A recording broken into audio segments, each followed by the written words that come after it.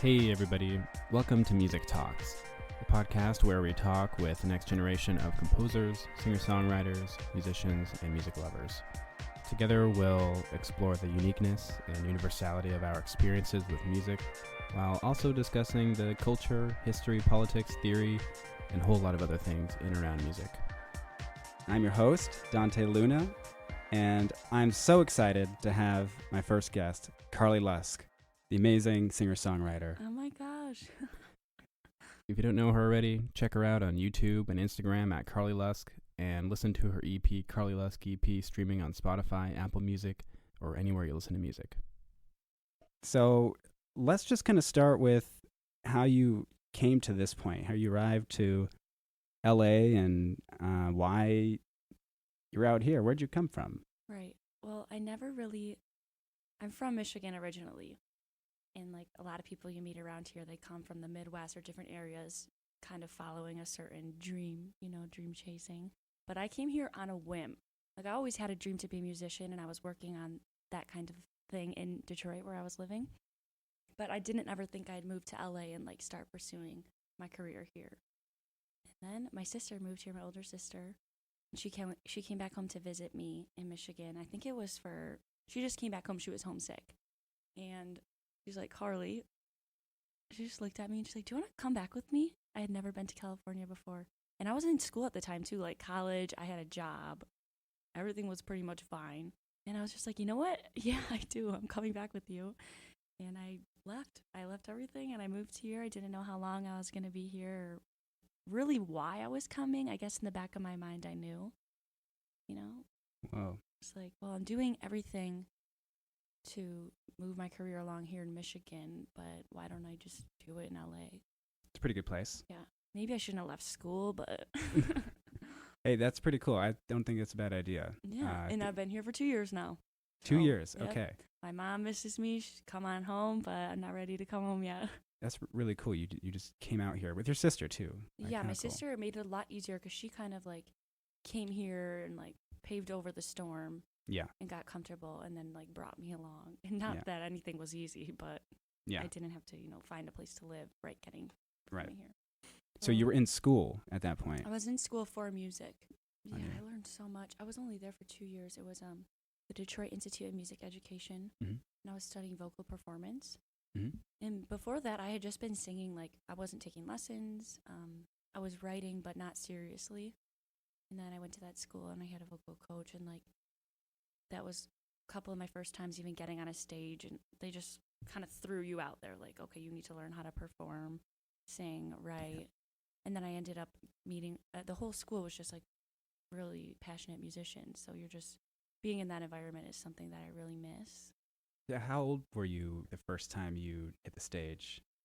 Um, Or even started singing, like all those things? First time I was ever on a stage singing was at the end of an event. I was probably like 10, and I wasn't really a singer. I just like wanted to sing. I like got up there and took the mic, and I'm pretty sure I sang a Miley Cyrus song.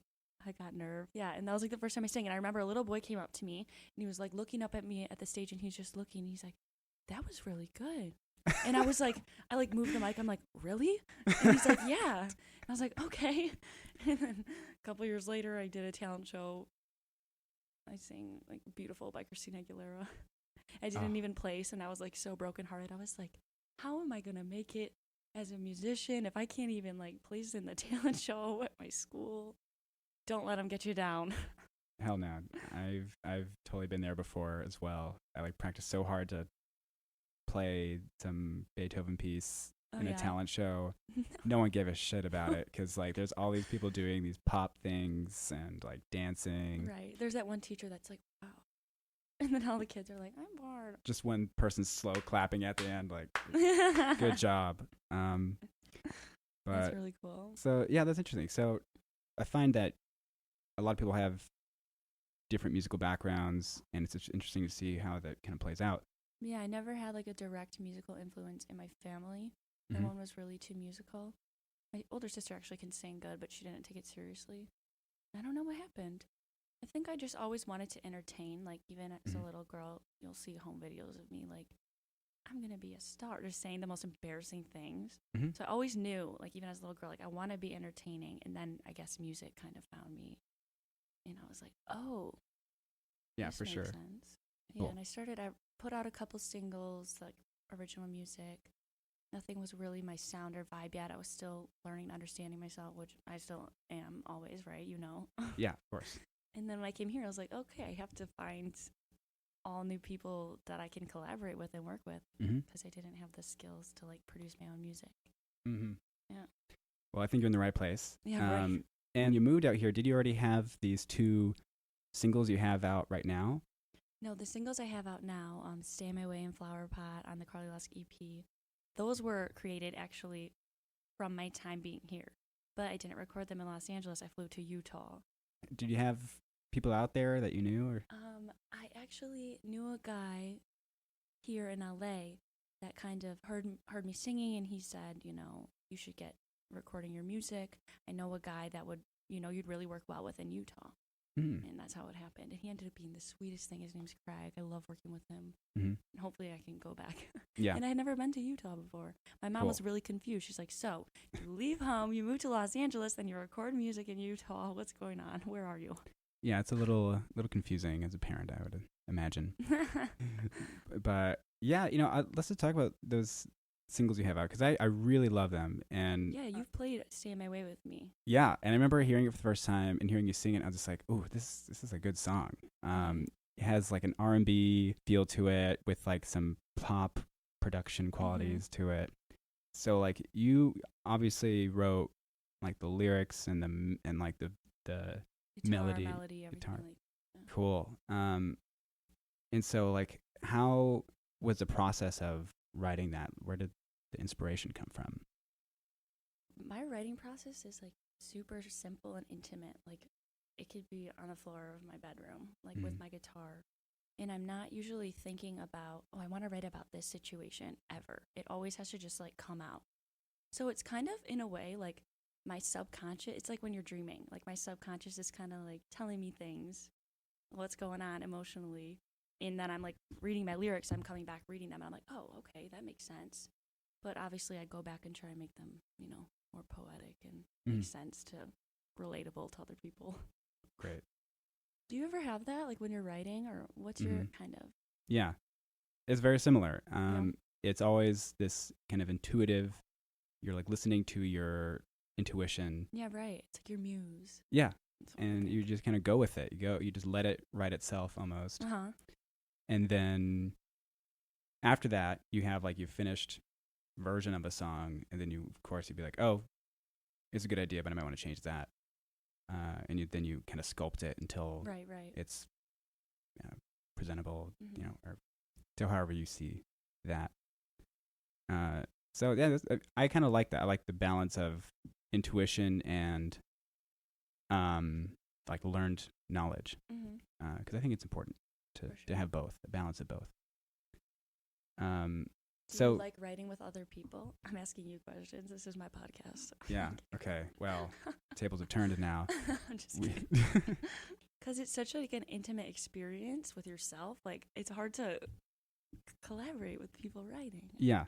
I enjoy it. Like it's definitely cool. But for other people's music, I can do it. But for my own, like I have to write by myself. Yeah. Yeah. There's a lot of good things about that because you have the full vision, and especially if you know what that is from the get-go, you're more likely to realize it the way you want it. Stay in My Way, just like it's kind of like a post-relationship kind of song, right? I wrote it, the lyrics Stay in My Way is kind of like you're telling someone to leave, but you want them to actually stay. It's like kind of like playing the game in a relationship, you know? Which is like the worst thing ever, but that's what was happening at the time. So I don't even think me and the guy I was dating had been broken up yet at the time. And now he listens to it and he likes it. So like that's what was happening in that time. Like, what are the lyrics? And then I like to, you know, even if the relationship's ending, there's still a lot of beautiful moments that happened. And so like the verses kind of depict those moments. Like, you know, morning rays hit the morning pages of the paper, like just imagery like that I remember of him. or memories. Oh yeah. Ooh, I'm talking about my ex-boyfriend. No, that's great. Yeah, it's super light because, it was just kind Mhm. of that phasing out part. Like, where it's cool, we can talk about it. Yeah. And, like, yeah. Onto the flower pot. Oh, yeah. Now, I just have to say, I love like the song itself, of course, and like the lyrics are, it's like a totally different. So thing. different from Stay in My Way, too. Yeah. Mm-hmm. That song is a little bit, I wrote it on the piano, and like, I feel like if I'm on guitar, it's a lighter song. If I'm on the piano, it like things get a little deeper. For sure. I don't know why. Okay, I was gonna say I didn't want to like get right into the piano part, but I was gonna say like, God damn, the piano part is so like emotional. Yeah. I I actually didn't play the piano on the recording. His name is Joseph, and he's freaking great. nailed it. Really embodied that. I mean, at the end, like especially the end of it, there's like some piano. Mm-hmm. I don't know, maybe the chords change it. I'm not really sure, but it's really moving. It's definitely a get in your feelings kind Oh of. yeah. And it's still pop, I guess. It's kind of like a ballad, pop ballad, I'd say. Mm-hmm. Yeah, the lyrics are pretty dark. If you're listening and you haven't heard it yet, go listen. You'll get it. Yeah. Carley Lusk EP. Flower Pot. Let's see. Well, I'm trying to think of the lyrics right now. It's basically about, I'll tell you what the song's about. Another relationship, actually. And it doesn't even have to be about a relationship. It was like a relationship and just my life at that time. Mm-hmm. Like feeling super stuck. And that's I'm in a flower pot, can't get out, things like that. Just feeling stuck and like you don't have anywhere to go, but you still feel so much emotion like inside your own little bubble like that. Right. You don't know where to put it. And so, yeah, the flower pot, like it makes so much sense, but it's not the first thing I would think of for that. Like there that, like as a metaphor. Right. I remember writing it, and what happened is I did the picking roses, break my finger, bleeding out knee, carpet cleaner. Oh my gosh! I was like, I'm in a flower pot. Like it just came out. I don't know. I wasn't thinking about like I'm in a flower pot. Yeah. It's like a stream of consciousness, but also like a logical continuation of that phrase, I think. And then it's interesting to use the word carpet cleaner in there, but I love writing like that. Like, did she just say carpet? Like, yeah, I did. It rolls off. It works. Get a lot of my inspiration, like lyrically, from Frank Ocean, Amy Winehouse. I just like the way they color the things they're saying. I just love it. Like you hear it a second time, and you're like, whoa, that was cool. I see that. Yeah.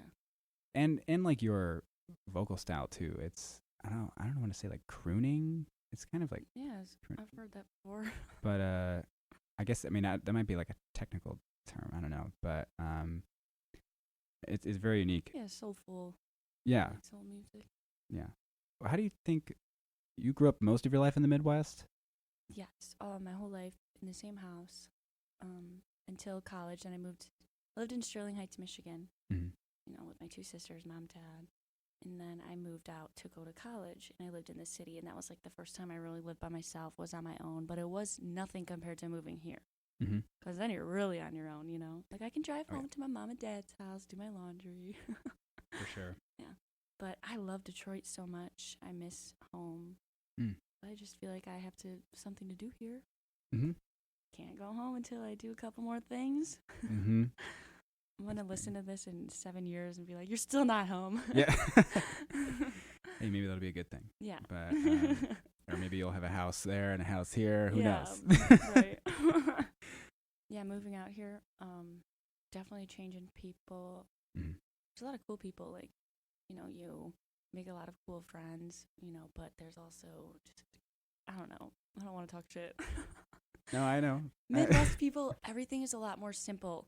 And even going back home felt like I was in a time warp. Like, everything here moves so quickly, and you get the first of everything. You see the first of fashion, entertainment, everything. Then you move back home, and it's like that billboard is like chalk on it. Yeah. Yeah. And I miss the simplicity of it, but I feel like it has a lot. Obviously, my personality and like who I am is all intertwined with those experiences growing up there, and I wouldn't have it any other way. That's awesome. Mm-hmm. Yeah, simple life. My dad works really hard. My mom is like the cutest. She has the best fashion style, like artistic. I think she doesn't do music, and she won't call herself artistic, but she totally is. Like my house, every little decoration. Yeah, that's probably where I got it from. And my dad's a photographer. So. Oh, cool. Yeah. That's really interesting, actually. Yeah, he actually showed me Amy Winehouse. Oh. Yeah, he was in the basement one day, and and Amy Winehouse is like my number one. Like, that's how I started singing the way I do. Before I was singing like Christina Aguilera, things like that. And it was nice, and I knew I could sing, but it wasn't making sense. Mm-hmm. And then my dad called me downstairs. He's like, Carley, I've been listening to Amy Winehouse for hours. Like, you just need to listen to this. And I like was so encaptured. And you have like jazz influences. I mean, just from what I hear in your music, there's like I found those all through Amy Winehouse. Like, for once sure. I listened to her, I listened to who does she listen to? Like, who are her inspirations? Yeah. Billie Holiday, Etta James, Donny Hathaway. Yeah. And then it just grew from there. Yeah. Also being younger, like my dad, like I guess maybe some reasons why I got into it too was we always were watching musicals. Like my dad musicals. loves musicals, and like we're watching West Side Story, and oh my God, yeah, guilty pleasure. Honestly, I mean, it's not even like guilty. It's just like they're good. Yeah, they're great. I love musicals. Have you ever seen? And this is like one of my favorite movies. Probably never seen it. It's from Justin to Kelly. It's with Kelly Clarkson and Justin Guarani. You've seen it? Shut up, I'll die. I remember that movie coming out. Yes. I think I actually did see it, but I just don't remember it at all. Really? But what was you watch it? It just like I just loved it. That's like a musical, right? Yeah. Yeah. Yeah. It's like a musical like movie. I don't know. Yeah, I guess. Yeah, and it's so weird because I teach music sometimes, mm-hmm. and the kids will come in and she's like, I really like musicals, like I want to show you one, and she puts on High School Musical, and I'm like, honey, I love High School Musical, don't get me wrong, but I'm like, this is not, you need to go home, ask your mom to watch Grease, like, oh yeah, you don't know if you like musicals, not this one. I'm sorry, I love High School Musical. I used to have sleepovers and parties for every movie that came out, but yeah. And actually, on the topic of musicals, I thought in the Flower Pot song that I could imagine it like orchestrated in a way that is like a scene in a musical or something. Yeah, it's very like cinematic. I feel like I want to get it placed in a movie or a short film. That's kind of the idea with that song. Whereas Stay My Way was more like for the kids. For sure. Did you have any like mentors or people who were really pivotal in your growth as a musician? Definitely my vocal coaches taught me a lot back at school. And kind of, honestly, like, I've done a lot of things by myself. Mm-hmm. Everything, like, I didn't have a lot of people cheering me on, telling me, go do it, like, you can do this. It was mostly just, like, my own drive, like, I'm going to do this, you know? So I learned a lot of things the hard way, like, get up on the stage and just do it. Mm-hmm. See what happens. But definitely I've had a lot of people in my life teaching me to understand, like, gear, equipment.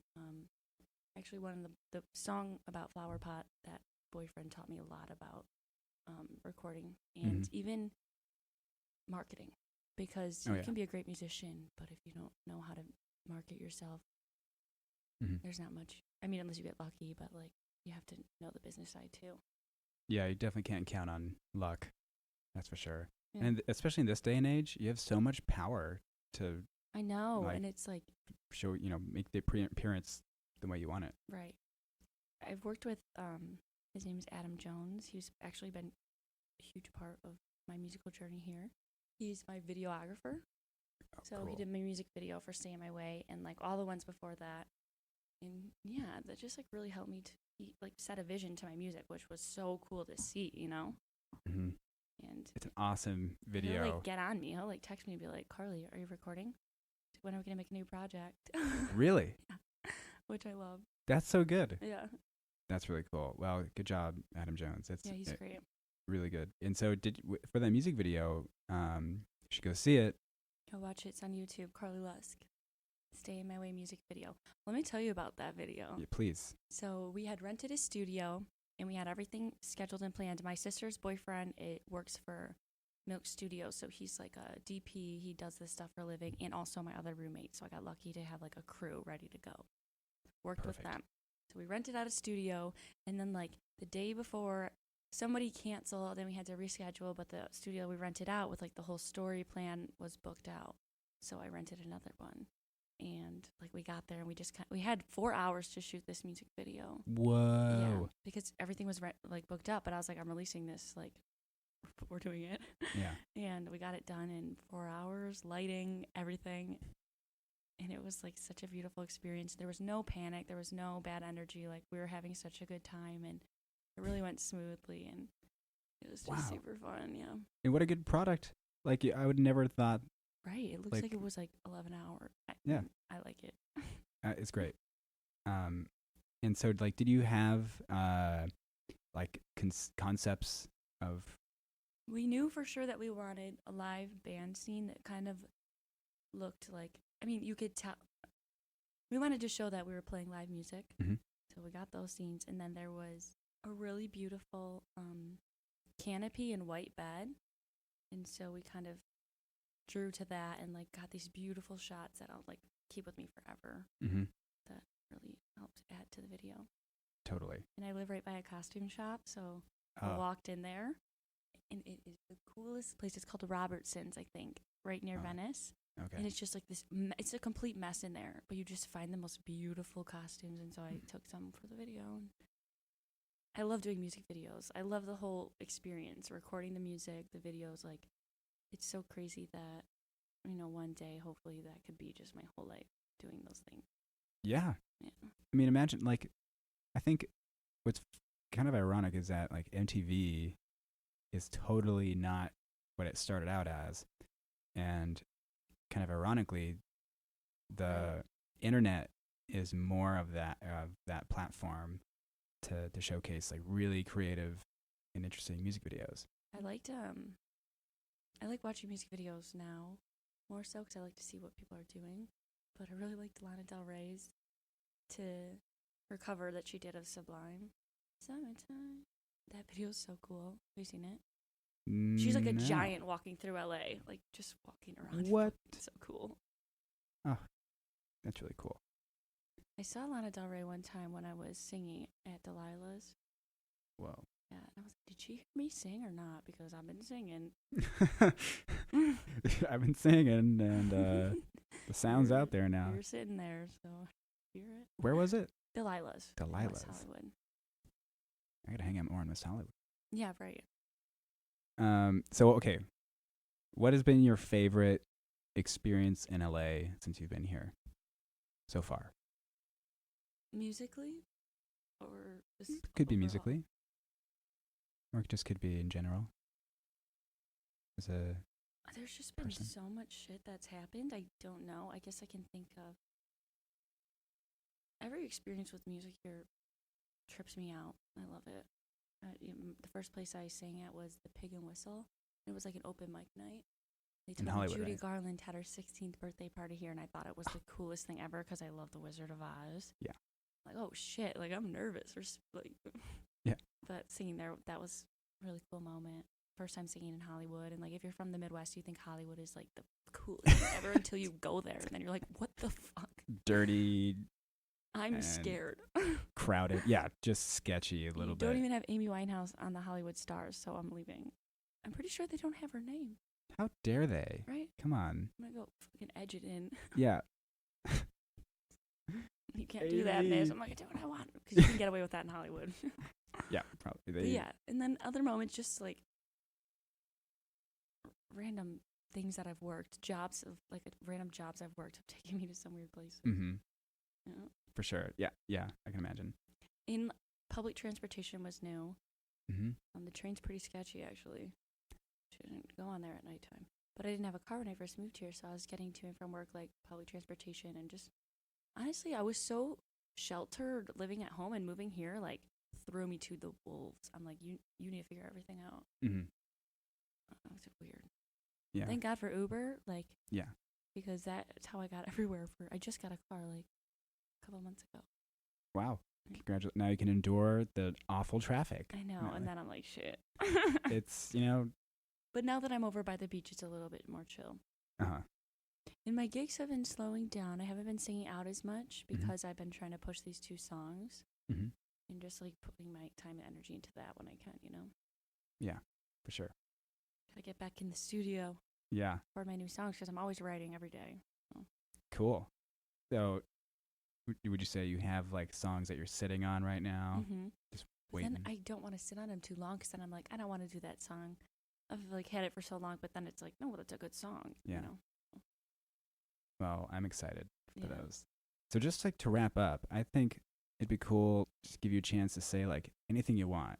Like if you knew that the whole world was going to hear this Pressure. message,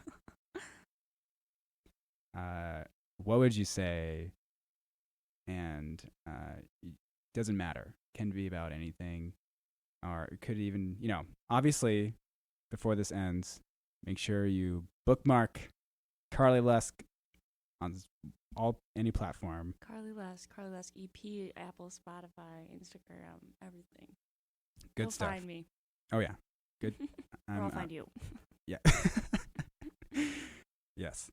I would say to anybody that's listening, and that's pressure, but I guess my main thing and my main advice would be to stop getting so caught up in the social world or any sort of expectations and like keep yourself grounded and aligned, like spiritually. I would say like you have to be happy. Mm-hmm. Nothing's gonna make you happy except for you. No person, nothing you buy, nothing's gonna make you happy until you figure out what's going on in there. And everyone's going through something, and everybody has to overcome challenges because that's what life is. Like, there's darkness in life, but you just have to find your light. Don't ignore it. And just stay positive. Yes. Like, maybe right now how I feel, like you just have to be happy. What the fuck? Nothing else matters. It doesn't matter if you're not happy. Yeah, absolutely. Well, okay. Well, this has been great. I'm having fun. I really enjoyed this conversation, and I can't wait to hear what comes next. Thanks. Awesome. You'll be the first to know. That's right. I will be. Awesome. Well, thank you for coming out today. Thank you for having me. Yeah, until next so time. Much fun. Yeah. Thanks. Bye, y'all. Bye-bye.